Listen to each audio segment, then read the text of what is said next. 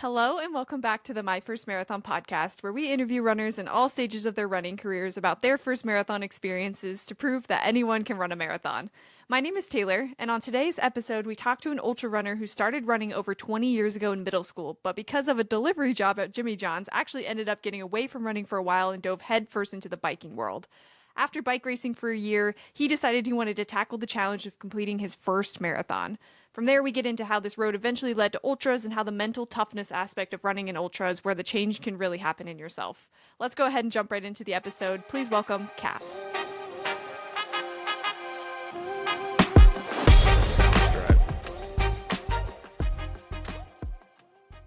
Cass, thank you so much for spending some time with us this weekend. I'm excited to have you on the show. How's your weekend going so far?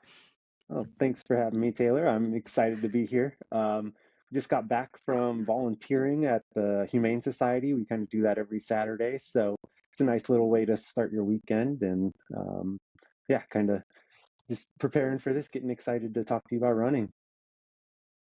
Awesome. I'm excited. Yeah, that is a great way to start the weekend. Hanging out with some Yeah, dogs and some animals. yep, Puts you in the yeah, right mood. yeah, Cool. Well, cool. Well, I'm excited to hear about your journey. We were just chatting about it a little bit. You've been running for quite a long time. You said that this started in middle school. So if you want to kind of just touch on where running started from you in the first place, and we'll go from there. sure. So yeah, I'd say I think seventh grade, I joined the track team. And really before that, even I was big into like auto racing. My family loves, all things auto racing. And so I grew up racing go-karts. So I've always kind of had that racing mentality. And, that's only kind of the summer that any of that racing is happening. So throughout the rest of the year, I was always doing like soccer or basketball. In middle school, I decided to join track. And I was, I could run like a 5:30 mile in middle school, and that was really good for the area. So um, that really um, got the attention of the high school coaches, and they encouraged me to kind of join the cross country team my freshman year, and did that and kind of made the varsity squad and got to do that for a while and kind of build up from there. And then ran all through high school. Ended up being like an all-state cross-country runner, but then never made state and track. So that's kind of where I started learning. Okay, the long distances are kind of where I'm going to be um, the best at. And so I knew Sure. probably when I was like 15 or 16 years old that I would eventually be running marathons. And so I did that in high school, kind of just dedicated to the track and cross country and the go kart racing. Kind of took a side seat to that because I was doing so well in running, and then ended up going to Boise State to run. It was a Division I program, so that was kind of where my eyes were set on that, and it was in the mountains, and it was a team where I felt like I could join or be on the traveling squad and kind of get to do some serious racing. And so I, went to Boise State, had a really good freshman year of cross country there, and then got an Achilles injury. And so had to spend some time out, got Mm, tendonitis. And from there, I spent so much of my high school kind of being dedicated to running and like really in that focused fixed rate. And once that was my first big injury was my freshman year of college. And so, got to experience college a little bit more because I was kind of sitting on the side and kind of had that moment in life where you just want to go experience things. And so my junior and senior year of college, I kind of started getting away from running, and was really focused on just, being a college kid, and got a part-time job as Jimmy John's as a delivery biker for Jimmy John's. And the downtown Boise Jimmy John's, for any listeners that have ever been there, it's like being in a beehive.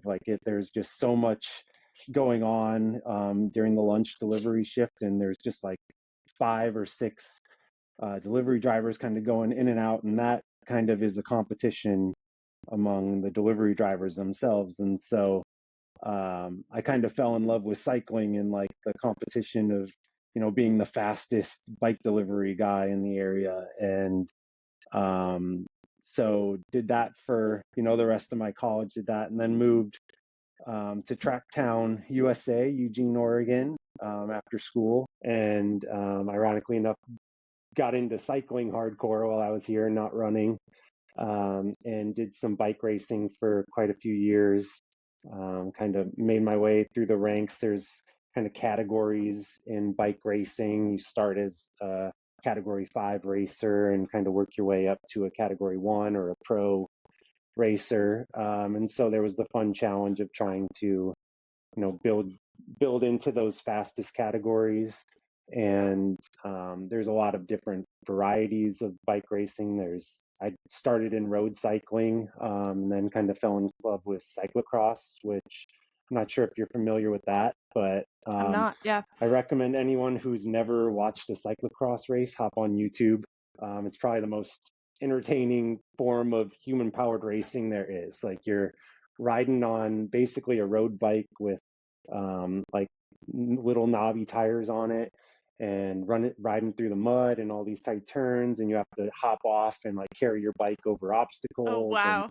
yeah, so it's a super fun form of racing. And so I got really into that, and did that for quite a few years. And that kind of filled most of my time.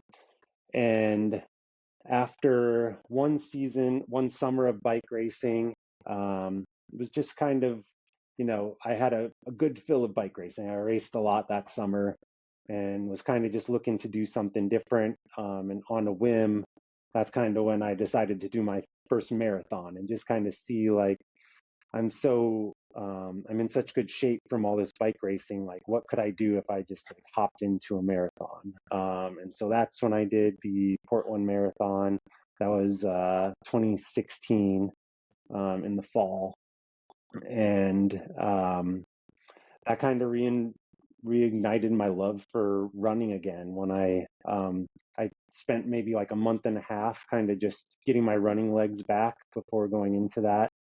And just really, since then, the last 8 years or whatever, I've kind of been refocused on running. And here and there I'll do like some multi-sport stuff like the running and biking. I did a couple sprint triathlons and stuff like Oh, that, cool.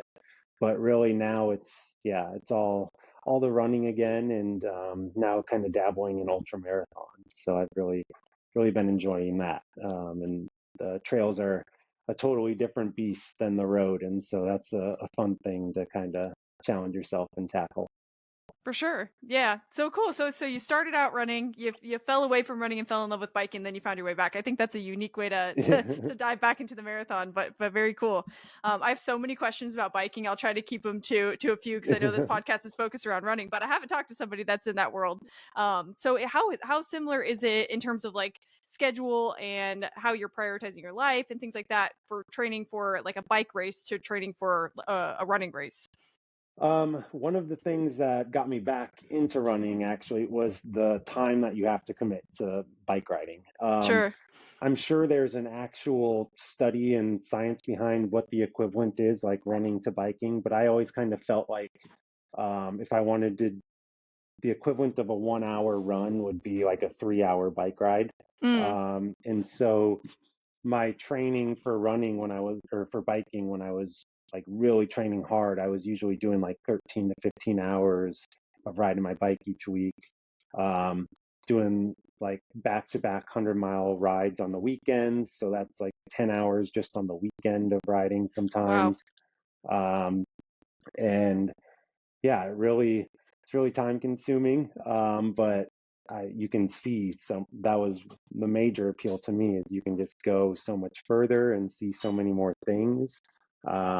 And there's kind of a unique culture to biking, like running with the running community, but in cycling, if you're going for a long ride, you're the people you're riding with, you kind of have to work together to get through those rides. And so that's kind of a cool aspect that You see a little bit in running, like pushing each other, but it's like so much more dependent on each other in a bike ride.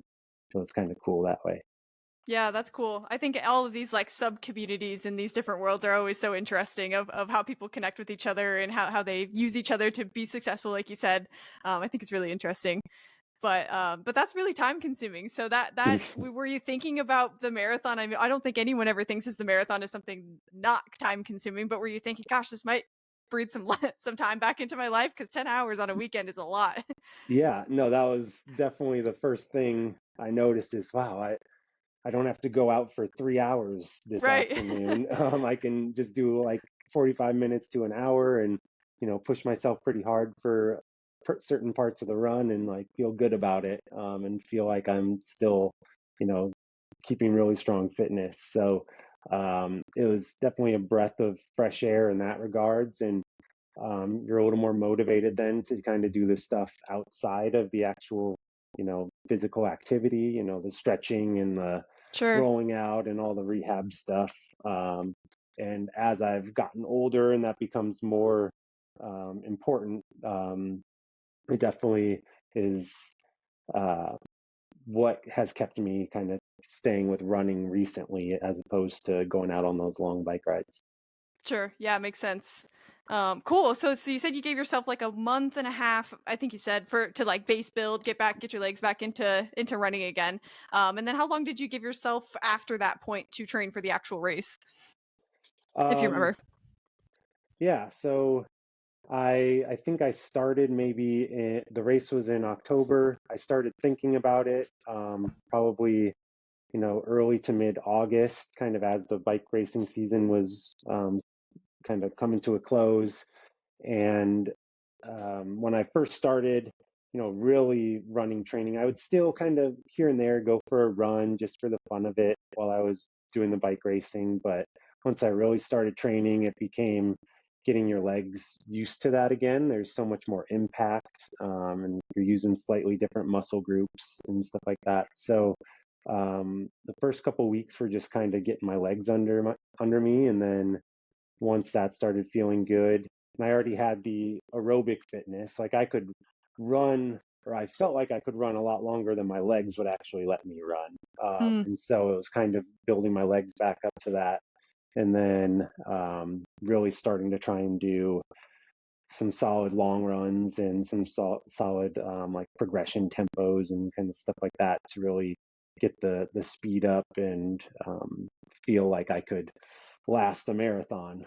sure. Because yeah, my longest run in college I think was always only like 16 or 17 miles maybe. We didn't really keep our miles that close in college. It was more like time based for our long runs. So it was probably in that like 17-mile range. And so it was a pretty big step up to kind of tackle a marathon. And um, so really just wanted to make sure that I was going to be able to hang on and be able to run that far. For sure. Yeah. And I'm sure like every training block, there was probably highs and lows. There's always going to be that run that feels awesome. And then the run probably the very next week that doesn't feel great at all. So Yeah, if you yeah, remember, definitely. did you have any memorable kind of high and low points for that first training block back to running a marathon? I'd say the moment I felt like, yeah, I'm going to do this and it's probably going to be like a pretty decent marathon, is I had this kind of 5 mile loop mapped out and I wanted to do repeats on the 5 mile, like tempo repeats on the 5 mile loop. So I did like one loop, and then took like a 5 minute rest and then another loop and then the 5 minute rest and then the final loop. And I was able to kind of get progressively faster all the way through, for the cumulative 15-mile tempo. And so when I hit that workout, I was like, okay, I'm pretty fit and I can handle this. I just need to hang on, for about 10 more miles. And so that kind of gave me my confidence that it was all gonna work out pretty well. Yeah, there's always that run that Yeah. you're like, okay, all right, this is obtainable. I can do this thing. Yep. Yeah. Cool. And then what do you remember what your peak mileage was when you did that plan? Was it like a 20-mile run, 22?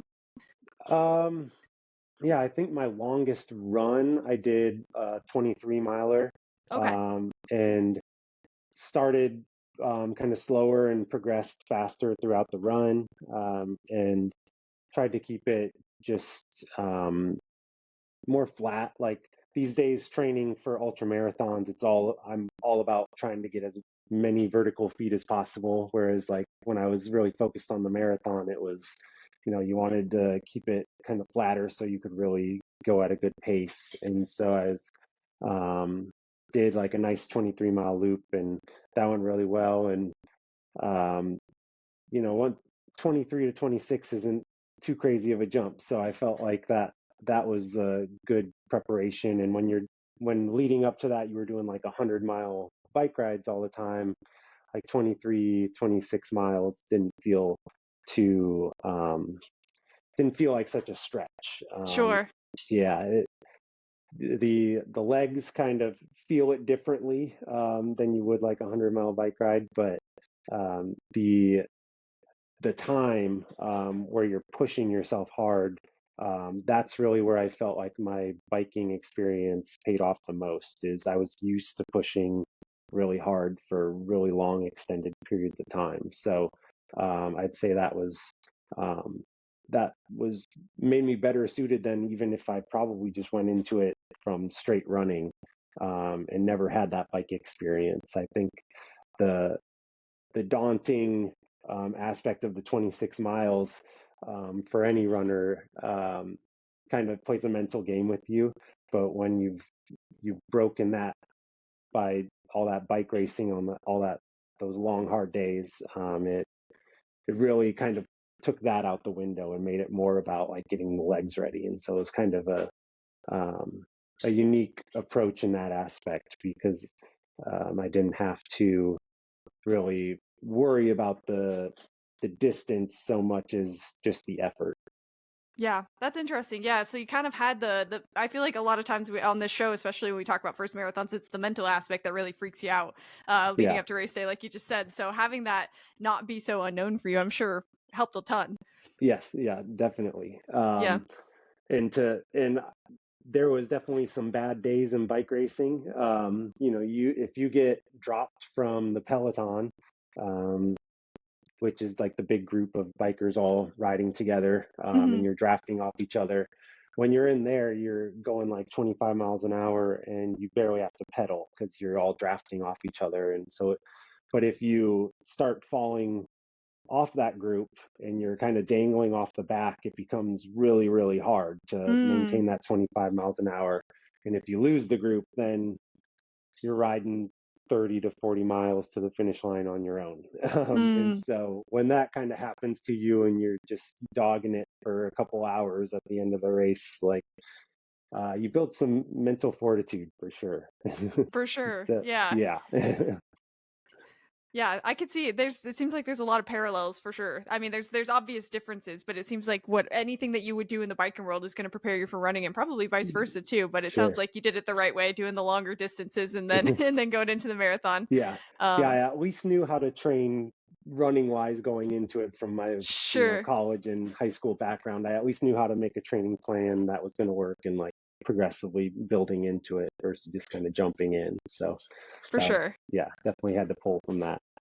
Cool, cool. So I imagine you were feeling pretty good leading up to race day. You had your taper, I imagine, for a couple weeks, and then we were getting closer. Did you have were you were living in Eugene at the time? You said. Yes. Yeah. Cool. So you had like a 2-hour commute or so to get to Yeah. the race. Yeah. Were you going to go Nothing too stay bad. up in Portland for the Yeah. race? Yeah. My parents, I grew up in Wisconsin, so my parents are still in Wisconsin, and they came out to, watch me do my first marathon. And we rented a cool little Airbnb in the Forest Park area. Yeah. I don't know if you're familiar with Portland, but yeah, it was basically overseeing a portion of the race course, which was kind of cool. And got to just kind of stay the night with them up there, and then um, just got ready first thing in the morning. And it was raining, of course, Of true course, to Oregon. Oregon. Yep. So it was a cold, rainy morning, and didn't do too much of a warm up because I felt like I wanted to start a little bit slower and ease myself into it. And so I just kind of got to the start line, did a couple little, shakeout movements and strides and stuff like that, and some stretching, and was all bundled up and trying to stay warm. And then once it was like 5 minutes to go, just got to the start line and got ready to go. And the Portland Marathon's pretty big, yeah? I'm familiar with Eugene Marathon, but Portland I'm not as familiar with. I would imagine it'd be pretty big. Yeah, I don't remember the exact count of who was there, but I'd say it was at that time, at least, it was definitely on par with the Eugene Marathon as far Sure. as the number of entrants, and um, so it was a pretty good size field that went, and uh, it was, as far as like competitiveness, it wasn't like on the level of like a Chicago or New York City or anything like Sure. that, but the the top guys were still running pretty fast. For sure. So there's that the people that just take off at the start line, and you're kind of trying to find your pace, and so that's why I told myself to kind of start a little bit back and ease into it a little bit, so I didn't get caught up in that too much, because I've just that's always been my biggest issue, is I've got that racing instinct. I really want to like be at the front, and I knew I couldn't hang with the top guys, so I wanted to kind of start more in the middle and work my way into it, and make it more about my race than being in a race. For sure. Yeah, for your first one, I think that's important because even though you have the background that you have, it's all pretty unknown, and I think you can get excited in the race environment and really kind of push yourself in the beginning too much. So that makes sense. And did you have any Yeah. other goals besides like starting slow? Obviously, is a goal. Did you have any time goals or any other things that you were focusing on throughout the race for that one? I did want to hit the Boston qualifier. That was my Okay, big goal. And I think at that time it was like 3:05 or something for my age group. cool. And so that was like right around 7 minute pace. So really wanted to kind of stay under that, was my goal. And just once I really got into the race, like just finish strong. That was probably the biggest thing in my head, is I didn't want to experience that death march that I knew could potentially happen. So just wanted to execute, I guess, was the main thing. Yeah, that makes sense. I talked about it on the show before, but somebody on my first marathon gave me the best advice. It was like, it's your first marathon, you're gonna PR no matter what. So you might as well just go Yeah, out there and make it your race because you're yeah, starting from your starting point. So just having the goals of finishing and being okay with the kind of A but B and C goals as well is super important for sure. yeah, yeah, Well, cool. Well, let's break down the race. I'm excited to hear about it. Let's yeah, maybe break it up sure. in a couple pieces. So how was the first, say, like half marathon for you in that race? Sure. So yeah, the first 5K or so, I kind of started maybe a few rows back to make sure that the faster guys kind of went off, and I didn't get lured into that too much, and kind of eased into my pace. The Portland Marathon course has some hills. I wouldn't say it's like as crazy as Boston, but it definitely has some hills that you got to navigate throughout the race. And so in the first 5K, there was a pretty good hill, and um, I don't know. I feel like it's a pretty common issue among most distance athletes, is you overhydrate a little bit in the beginning. So there was a nice little porta potty set up at the top of that hill, and I made sure to take a pit stop because Yeah. I was feeling it. So getting that kind of out of the way kind of loosened me up a little bit, and so from there we kind of weaved through town a little bit and started getting into a comfortable pace.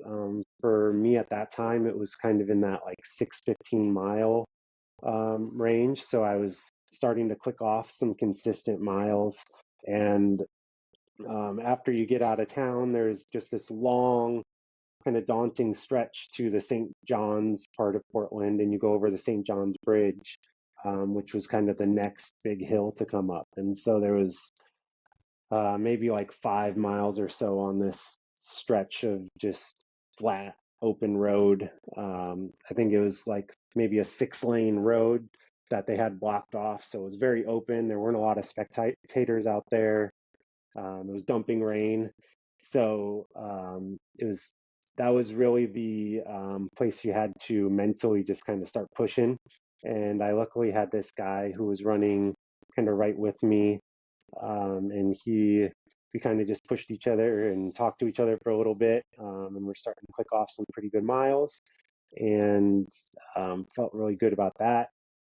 And then we kind of hit the St. John's Bridge, which I can't remember the mileage specifically, but I want to say that was probably right around halfway, or like maybe the 15 or 16 mile mark, kind of right around there. And so that's when I started to feel like, okay, this was going to be a decent day. We're clicking off good miles. I feel good. And Was feeling pretty good about where I was in the race at that time too. It was pretty spread out by that point.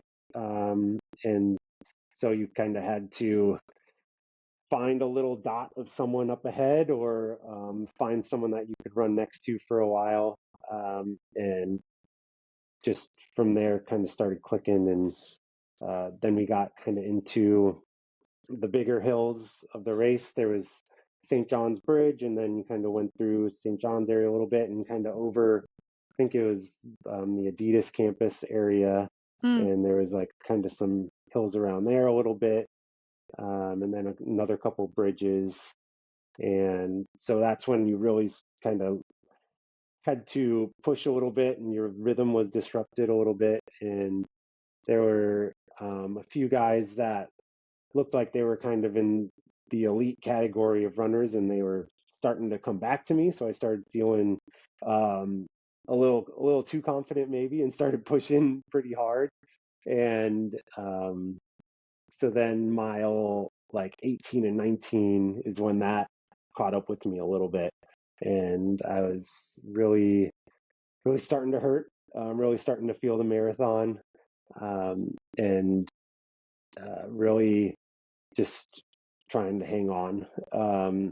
And then I kind of I've kind of found this in all my distance races that I've done so far. Like I have that middle point that really becomes a struggle, and then the last 5K or so, you can just kind of think, okay, we're almost there, and so Yeah. you just kind of get this second wind. And so I was able to finish pretty strong. And when you get back into town, or into the downtown area, and the crowd comes back, you've been kind of secluded or seeing spectators here and there. Once you get back into the big crowd, you get this jolt of life. And the last mile or two, was really able to finish pretty strong.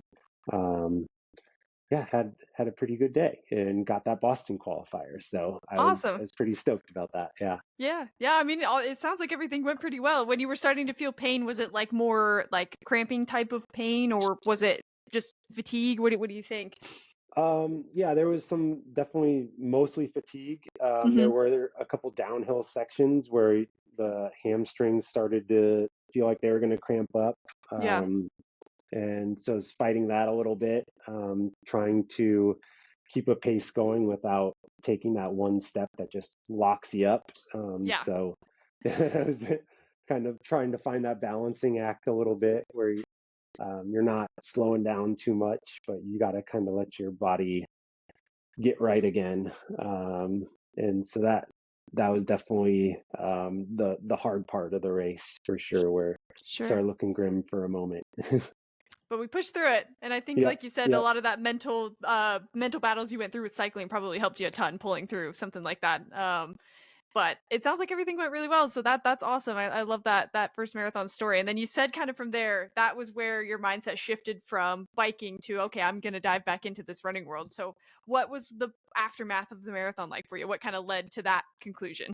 Um, the Like I said, the marathon went pretty well. I got that Boston qualifier, so the goal was then to run Boston. Yeah.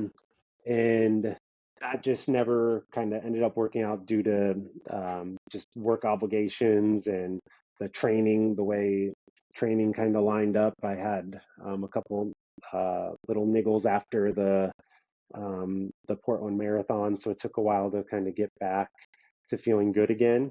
Hmm. Um, And so with knowing Boston kind of wasn't going to be on the horizon, I wanted to run another marathon, because you run one and you get the itch and you're like, I Yeah. bet I could be faster. That felt too good.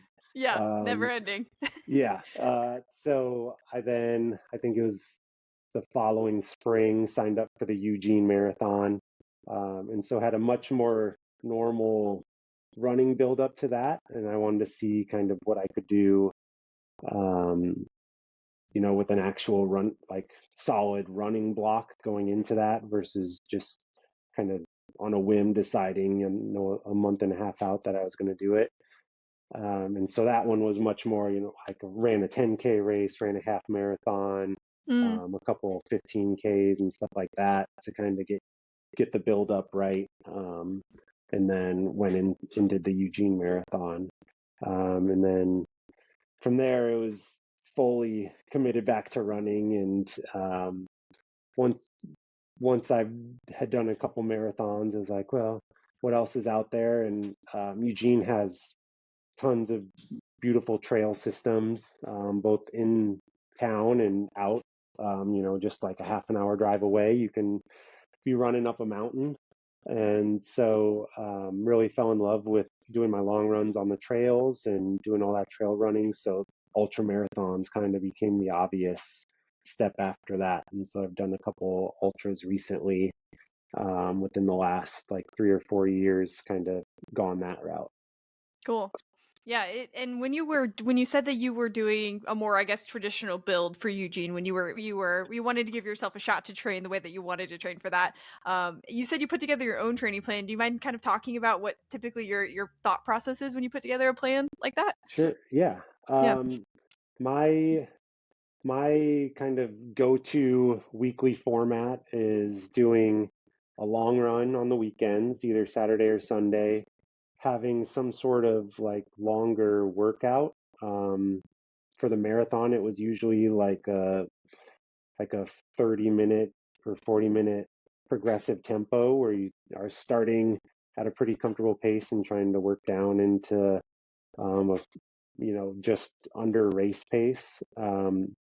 And then usually just like a little short, fast workout to kind of feel fast at some point throughout the week, and everything else is kind of just like easy runs. And when you're working full time, it's hard to kind of get in some of the really heavy training sometimes. So just knowing that all you have to do is like a couple easy runs throughout the week, and there's only like 2 or 3 days throughout the week that you really want to make sure you get that run in, has always kind of been my format. So if you end up not being able to do one of those easy long runs because something comes, or easy short days because something comes up, it's not going to kill your week or anything like that. Yeah. And so the long runs would kind of start at like 10 miles or so and build up to 20 to 23 miles. And those long tempos would kind of start with shorter, like 5 to 10 minute, a couple intervals of 5 to 10 minute tempos, and kind of building into more of like a 30 to 40 minute tempo, and just feeling stronger and trying to get stronger the longer or the closer you got to marathon time. And then um, as you mentioned, like the taper period, and trying to Yeah. take your last 2 weeks to just try to feel really good going into it, and not take it too easy to where you start feeling like, oh no, I'm losing something. But yeah, just kind of making sure that everything's in order and you're feeling really good those last couple weeks right before it. Yeah, makes sense. And then what do you do for fueling typically? Do you have a strategy that you work on throughout training that you're like perfecting for race day, or do you have kind of a science dialed in for yourself that you know works? What Um, does fueling I typically look like? I wish I did have a science dialed in for my fueling. It's what I had the biggest issue with in my last ultra, my Mm, 50K that I just did in October. Is I thought I had a pretty cool plan set out for hydration and all that, and it backfired spectacularly. So we can talk about that if you want. But yeah, the biking, side of things, like fueling is so important for like a 4 to 5 hour race in those Sure. bike races. So I was pretty used to taking in fuel, like my stomach was used to it, and just like the mental knowing, like, okay, you got to fuel, you got to fuel. But I've always kind of tried to live on the edge of like just taking in enough to where you're not carrying a bunch or you're not having to like feel full or anything like that. And so with running, I've kind of learned that you do just have to kind of go all in with fueling. And my leading up to the marathons, I was trying to like take in a gel or a bar every like 30 to 40 minutes and just make sure you're constantly kind of taking sips of water here and there whenever you get a chance. And um, it's for me, it's always really hard to stay mindful of that. You kind of get lost in the race a little bit, and then all of a Yeah. sudden, 30 to 40 minutes have gone by. You're like, crap, I gotta eat something, or your legs start feeling it. You're a little bit, and you're like, shoot, 10 minutes ago, I should have been fueling a little bit so that this didn't come on now.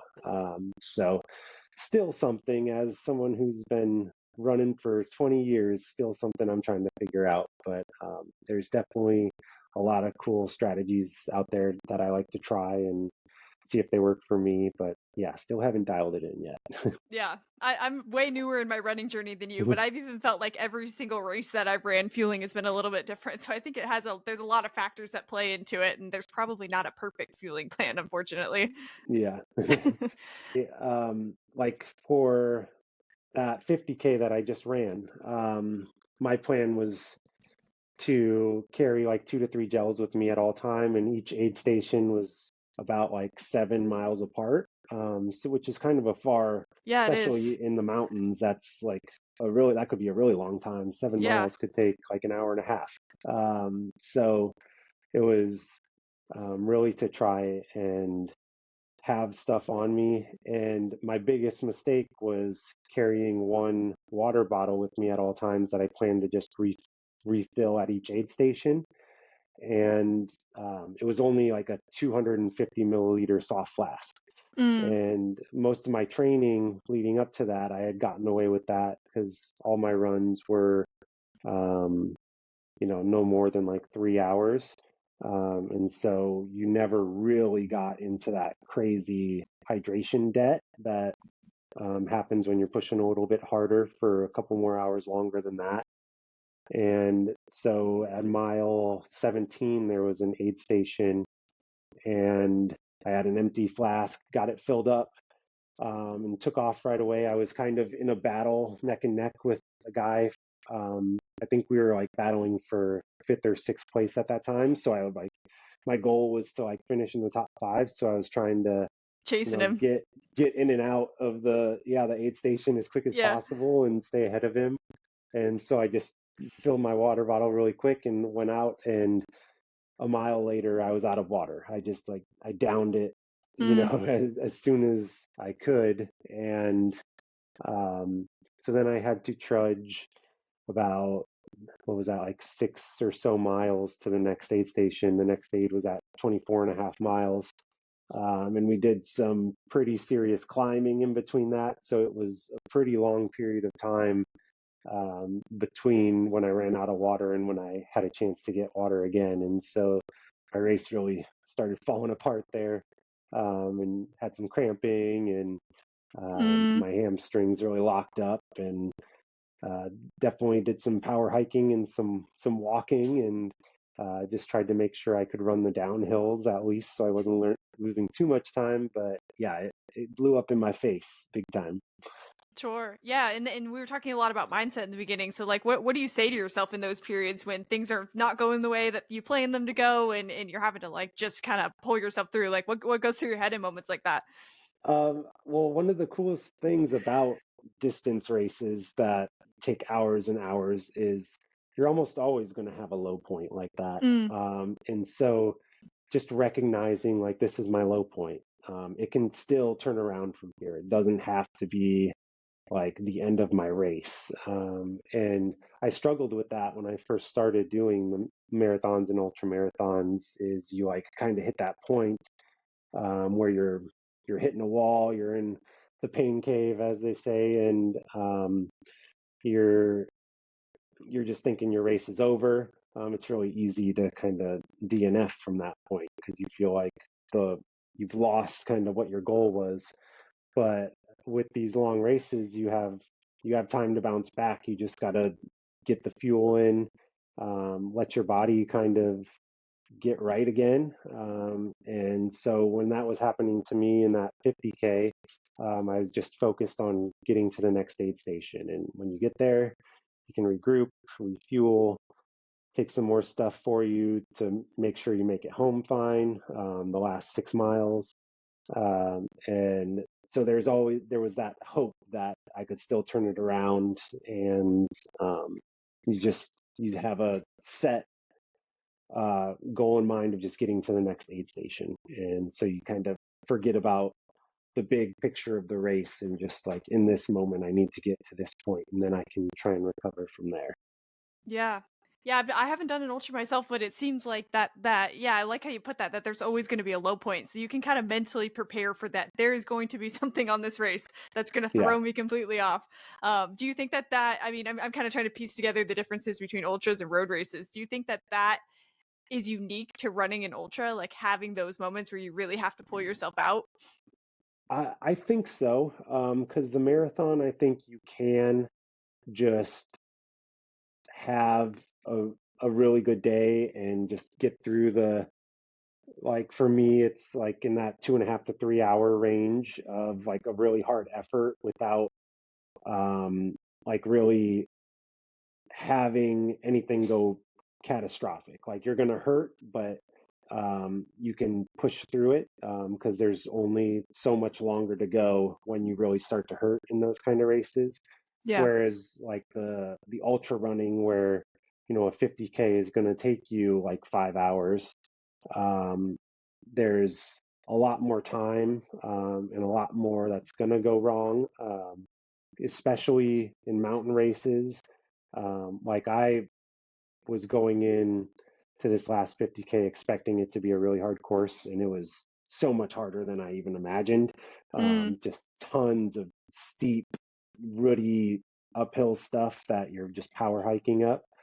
And so when that kind of hits you, and it's like, whoa, this is more than I even signed up for. You just know that getting to the finish is the ultimate goal, and that you have to kind of brainstorm on the fly and adjust your strategy a little bit when that kind of stuff happens. And I think that's kind of the coolest part about those ultra running races, is that it's way more about, you obviously want to be really prepared and pace yourself how you think your pace should be and all that kind of stuff. But really, it's just about being prepared to adjust, Mm.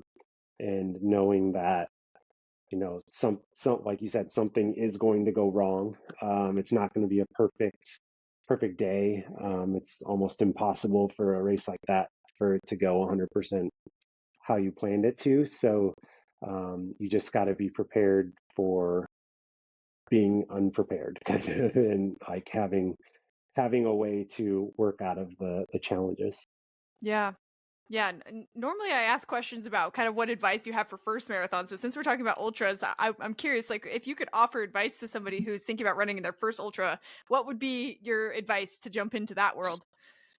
I would say, ooh, probably um, to look at it as a mental challenge more than anything, obviously, and don't, if you can, don't think about the distance. Think about it more as like a a time challenge of like, I'm going to be going for a long effort for you know anywhere from 5 to 24, 30 hours, depending on if you're like getting into those 100 milers, which I don't know if I'll ever do a 100 miler, but just knowing that it's really about because the pace, there's not like, you're not running fast in an ultra marathon. Even like the really fast guys are still running at like what would probably be like their normal long run pace or something. So you're not worried about trying to hit splits or anything like that. It's like trying to keep the momentum going and keeping yourself fueled. And so really, I I guess the best advice I could give is like think of yourself as a car, and like you need to keep yourself fueled and keep yourself running, and kind of having that mindset of like we need to be able to make this journey that's going to take us all day, and we need to make sure that we're like fueling for it and we keep the engine running is kind of how I view it. Yeah, I think that's a great way to look at it for sure. Yeah. And I'm curious about recovery too. What is recovery like for an ultra marathon versus a marathon? Because I know marathon on being on the roads maybe a little bit more impact, but obviously an ultra is a lot more time Y- on your feet. So what's Yeah, the recovery difference? no, I think it's interesting because I always feel fresher after an ultra marathon than I Oh, do really? a marathon. Yeah. There's like the immediate day or so after an ultra, like you're exhausted, your legs hurt, but a couple days after you're feeling good, like I can go do a run again. Whereas like the marathon, I felt like my legs were just destroyed because you're trying to run fast for a long period of time. And like Yeah. you said, the impact on the road. So I feel like you just get more beat up in a marathon than you do an ultra even. And so like for the marathon, I would take like 2 weeks off, with like maybe do some like bike riding in between to kind of like loosen up the legs a little bit, but really just let my body get fully healed again. Whereas like with ultra marathons, um, I feel like you're just trying to, you know, recover a little bit, and then you're kind of ready to go again. Yeah. How much time well, you've ran 2 ultra marathons, is that right? Three Oh, now, 3 yeah, now. Yeah, yeah. the most So yeah, recent one. October was my most recent one. That's right. Um, but yeah, when I first decided to do an ultra, I kind of jumped up to the 50-mile distance right away. Yeah. And there's a 50 miler on Mary's Peak, which is like the highest point in the coastal range of Oregon. And we run up that huge mountain twice, and then kind of do a loop kind of around the area. I can't remember the exact vertical gain, but I think it was, you know, somewhere in that like 9,000 feet total Jeez. for 50 miles. Yeah, brutal. So it was a brutal race to just decide to do for my first ultra. Um, but it was uh, it, I I would say it was my most memorable race, hands down, because I it was actually during COVID, so the start Mm. was kind of weird. We started like you were starting like a bike time trial almost, where they send each person out individually, Oh, like every wow. 30 seconds or so. Um, and so it didn't start in a big group where you're kind of running with a bunch of people to start. It was immediately kind of in that I'm doing this alone. Yeah. I've got to get my head right and just find my rhythm. And so I I think with any ultra marathon, you kind of start faster than you probably should, just because you feel so good. And no matter what, after like 20 to 30 miles of running on trails, like you're going to slow down. So Yeah. I think that's from what I've heard of other podcasts I listen to with like other really good ultra marathoners. Just starting start at a pace that you want to start. Like you don't have to hold yourself back as much because you're always going to hit that point where you're just dead. So you're not really saving anything by like starting super slow and holding yourself back too much. So um, I started at what I thought was going to be a pretty good pace for the whole 50 miles. And eventually we kind of, like a few of us kind of got into a group together, and we're kind of going back and forth. And when you're climbing mountains that take like an hour to get to the top of the mountain, you kind of seesaw back and forth. You have like your moments where you feel the best going up, and then moments where other guys will feel it, and you're kind of going back and forth, and moments where you're power hiking a little bit, where they might be trying to run it, and you decide Mm. like I'm faster hiking right here, trying to save a little bit of energy. And the first in that race, the first 20 miles, you basically ascended the Mary's Peak twice, and so you already got a majority of the vertical gain like in the first half of the race. Um, and that's when I hit probably the lowest point I've ever experienced in a race. Yeah. It was maybe like mile 23 or something, and I was having to walk downhill. I was Mm. just destroyed, and not even be halfway and to like feel that bad. It's like, oh no, this is Yeah. what am I going to do here? And that's where it really like it started looking really grim. I had moments where I was like on the verge of tears, just like I I can't do this. I don't know what I'm gonna do. Even if I want to quit, I got to walk like 7 miles to the next Right. spot where I can meet someone and drop out. Right. Yeah. So it was a very overwhelming experience to like be feeling that. And but like I said earlier, I you bounce back, and um, I walked for a while downhill, got passed by some people, started feeling like, why did I even do this? And then had some food, drank some water, and felt like I could run again. So I started running, and then from there on, like the last 20 miles was really just battling between like the the desire to want to be able to run and convincing my legs that we could run. And there was just back and forth, kind of debating with myself and trying to convince myself that it was you can run here, or just keep walking fast, and you're not losing too much time or anything like that. And somehow, you know, made it to the finish,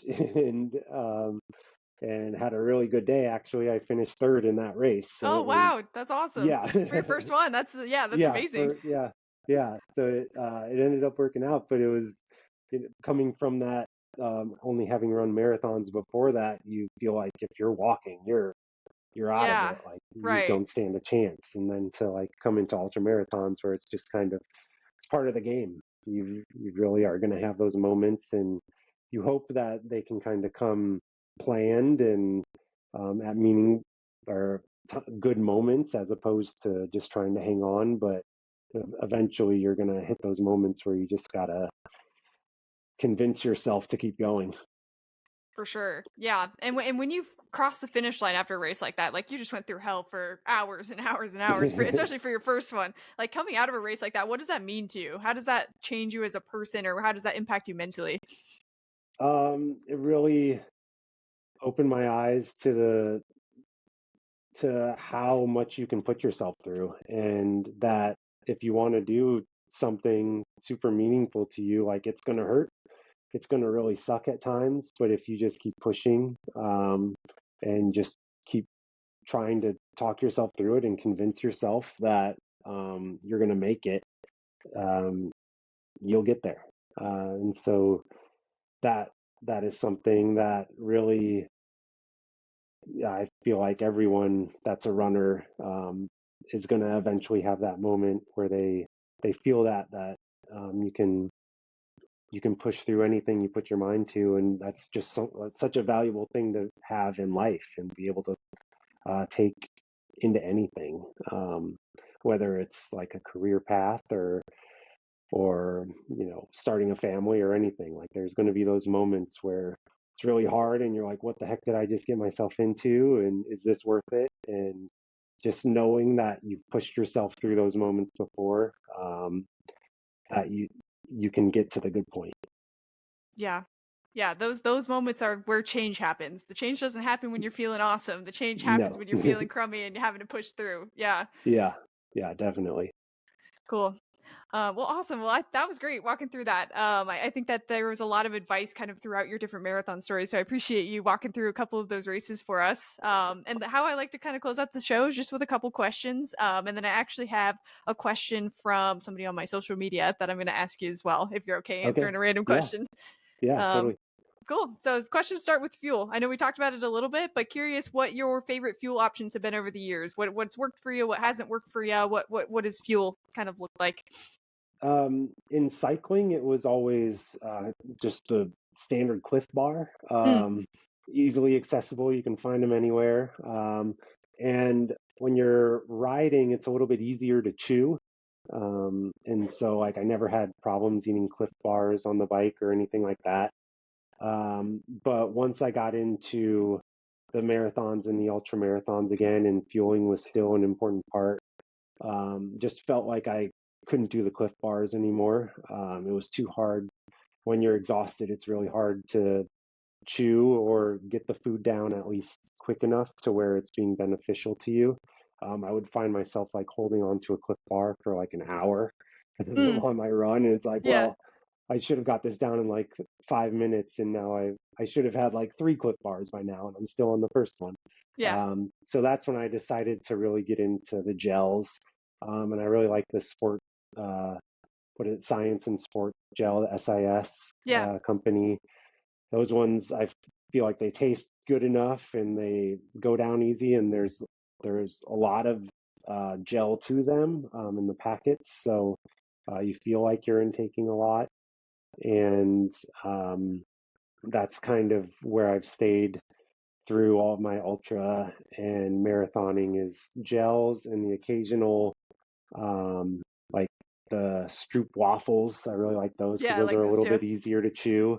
But yeah, stuff that you can just put down fast, I felt like has been the most important part once I really started thinking about fueling with running, because you really just need to get it over with. Yeah, it's a necessity. Yeah, Cool, cool. Sweet. And then shoes. What have you like for shoes? I'm sure your shoe options are different for trail running versus road running. So maybe you could talk yeah, about both of them.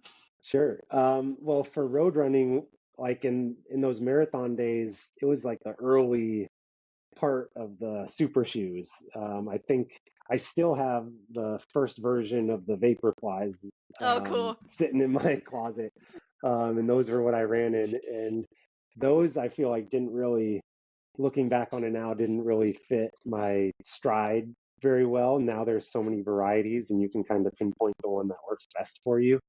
But I definitely feel like the super shoes are, a game changer in the marathon world. If you're um, running at anything over like an 8 minute mile, like you're going to get some benefit from them. And like even for some people, like if your gait is right with the shoe, like it's going to help you. Mm-hmm. And so I I feel like that's, I don't know what works for me now. I haven't um, dabbled in the super shoes as much since I've been doing more ultra stuff, but those were always my big thing, and I always trained in Mizunos. I really loved the Mm, Mizunos on the road.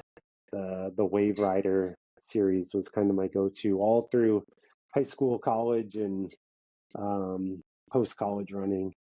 And then once I kind of got into trail, um, the the easy brand to kind of get drawn toward was Hoka, yeah. just because they're so big in the trail running community. So I've been running with a lot of Hoka stuff recently. I really like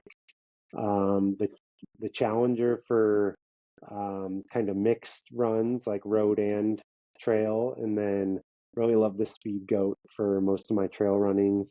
Um, and I think I did that 50 miler in the Torrents, which is kind of like a lower profile trail shoe.